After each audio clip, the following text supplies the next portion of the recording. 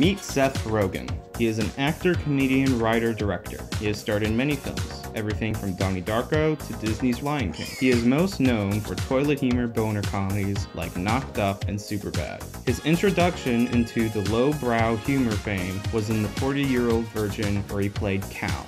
He makes a habit of working within the same circles of people, including Evan Goldberg and James Franco. And in 2013, he directed a film that almost started World War III. It was an international incident. It was, and yes. there was like threats of violence and war, and people's careers were ruined with the hack and everything. Let's take it back to the beginning.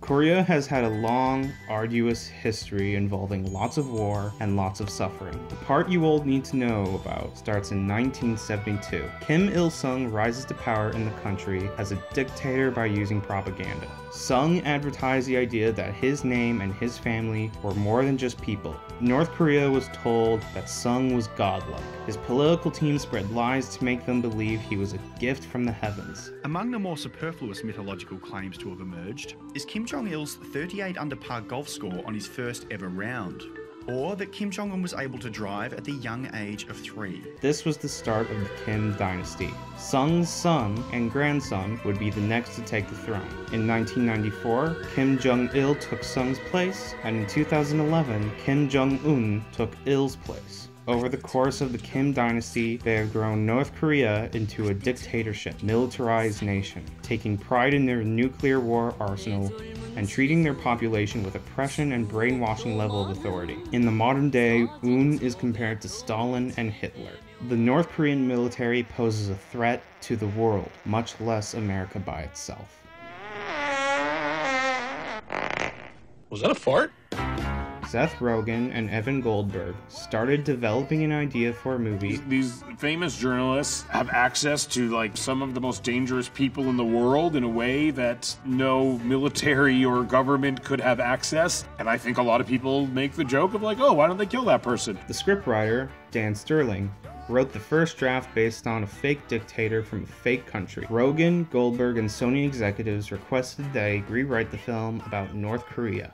We were super fascinated by North Korea. Sacha Baron Cohen had just come out with his satire on Bin Laden, and there were already plenty of satires taking on Germany's empire. So they felt that North Korea was the most topical. Previous iterations of the story revolved around Kim Jong-il, but when Kim Jong-un assumed power, Rogen and Goldberg's interest peaked when they realized that Un is closer to their age, which they felt would make the film more humorous. With their increased interest, the movie went from an idea into production. Rogen, Goldberg, and Sterling researched North Korea meticulously by reading non-fiction books and watching video footage about the country. The script was even reviewed by a State Department employee for accuracy. Rogen and Goldberg aimed to make a project more relevant and satirical than their previous films, while retaining toilet humor. We started to think this idea of like Kim Jong-un like inviting kind of like a dumb, egocentric American to North Korea and painting this picture of how wonderful it is and tricking him into kind of expounding the glories of North Korea onto the world was a funny idea. And then it happened in real life. Un's real-life affection for basketball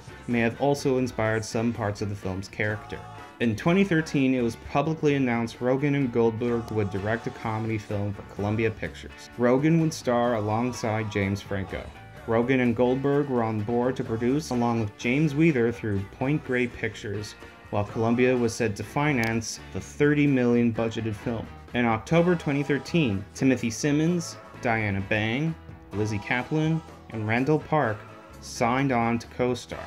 On October 10th, 2013, principal photography on the film began in Vancouver, British Columbia, and concluded on December 20th, 2013, making a 66-day shoot.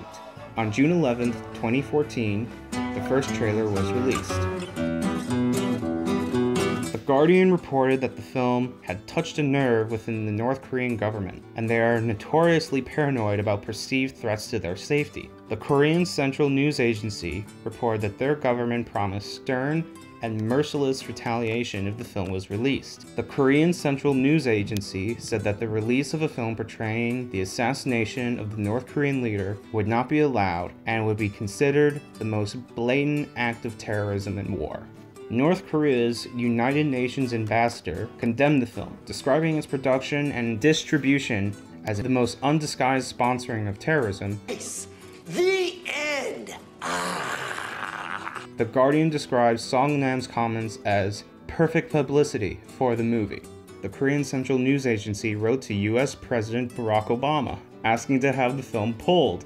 Screenwriter Dan Sterling told Creative Screenwriting, "I couldn't believe that the most infamous man in the world knew about my script. But most importantly, I would never want something I wrote to lead to some kind of humanitarian disaster. I would be horrified if anyone got hurt over this." In August 2014, Sony delayed the film's release from October 10th to December 25th. The release date was pushed, probably for many reasons, but I know there was specifically something with buttons, I believe, that had to be digitally altered. Oh, that wasn't why we pushed. Okay. We pushed for one reason only, which is we had a better date. Oh, Christmas good. Okay, that was available good. to us. The buttons thing came down to people have all these suspicious theories as to what's going on, and it's literally a legal clearance issue. Yeah. We couldn't clear the images from the artists because they're in North Korea and we couldn't get to them. So we had to change 400 buttons. On November 24th, 2014, an anonymous group identifying themselves as the Guardians of Peace hacked the computer networks of Sony Pictures Entertainment. The hackers leaked internal emails, employee records, and several recent and unreleased Sony Picture films, including Annie, Mr. Turner, Still Alice, and To Write Love on Her Arms. The North Korean government denied involvement in the hack. Planning on stealing something? What? No. The hackers leaked further materials, but what's important is that they demanded that Sony pull the movie of terrorism. On December 1st, the messages were sent privately to Sony executives. The hackers essentially threatened to blackmail Sony. "Now we want you never to let the movie get released, distributed, or leaked in any form, for instance, DVD or privacy. And we want everything related to the movie, including its trailers, as well as its full version down from any website hosting them immediately." On December 11th, 2014, a premiere was held in Los Angeles with a New York-wide release premiere set for the 19th. On December 16th, 2014, the hackers threatened to attack the New York premiere of the interview and any cinema showing the film. Rogen and Franco canceled the scheduled publicity appearances, and Sony pulled all television advertising. The National Association of Theater Owners said that they would not object to the cinema owners delaying the film to ensure the safety of filmgoers. Shortly afterwards, the ArcLight and Carmike cinema chains announced that they would not screen the film. On December 17th, Sony canceled the New York City premiere. Later that day, other major theater chains including AMC, Cinemark, Cineplex, Regal, and Southern Theaters either delayed or canceled screenings of the film. The chains reportedly came under pressure from the malls which many theaters are located inside. They feared the threat of terror would harm their holiday sales. Roleplay time. "Hey, Mom. Why didn't I get any presents for Christmas this year?" "I'm sorry, son, but every mall is under terrorist threat from North Korea because they were screening Seth Rogen's The Interview. So you don't get any presents this year." The cancellation affected other films portraying North Korea. An Alamo Drafthouse Cinema location in Dallas planned to hold a free screening of Team America World Police, which satirizes Kim Jong-un's father, Kim Jong-il, in place of its previously scheduled screening of The Interview. But Paramount Pictures refused to permit this screening. In other headlines, New Regency pulled out of a planned film adaptation of the graphic novel Pyongyang. The wide cancellation of The Interview resulted in many people crying out that it was a violation of freedom of speech and creative expression. The Guardian film critic Peter Bradshaw wrote that it was an unprecedented defeat on American turf, but that North Korea will find that their bullying edict will haunt them. In a press conference, U.S. President Barack Obama said, I am sympathetic to the concerns they faced. Having said all that, yes, I think they made a mistake. We cannot have a society in which some dictator someplace can start imposing censorship here in the United States. I wish they'd spoken to me first. I would have told them, do not get into a pattern in which you're intimidated by these kinds of criminal attacks. I think it says something interesting about North Korea that they decided to had the state mount an all-out assault on a movie studio because of a satirical movie starring Seth Rogen.